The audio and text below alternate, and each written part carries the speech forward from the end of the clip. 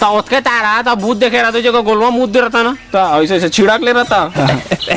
हम लोग के मुंह में इतना पावर होती कि भूत का मुंह निकाल देती छत्तीसगढ़ी है क्या यार, ये लोग छत्तीसगढ़ है। भड़वा कहे गोटेगा पहले तैयार के मन कहे चलो कह दे रहे वो मन नाल कर। ए फुलचुकी वो तेरा मुंह देती ना मेरे को, मैं डिब्बे में रखती तो घर में अगर भूत आती तो तेरा मुंह दे के उसका मुंह निकल जाती। छुपा हो। एक तो शायरी सुनती नहीं, अरे लग नहीं सुनती।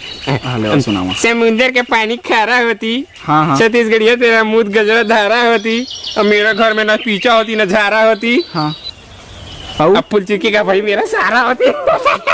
लेकिन अच्छा शायरी मारिस नहीं, पूरा गजरा खोपा वाली कर दी पूरा मजा आ गया। भड़वा तो पारा हो जाने चुपे रहो नहीं तो तुम्हारा कत्ल कर दियो कर दई दादा मैं। ऐसा क्या पारा हो जाने इहो बिबिल में पैसा कर थे कर नहीं तुम भड़वा का ना बहरी मोटर कर देती तो तैं वाला फारा खाप का था वो तो उसने कहा थे भाई। मैं कदा रे ता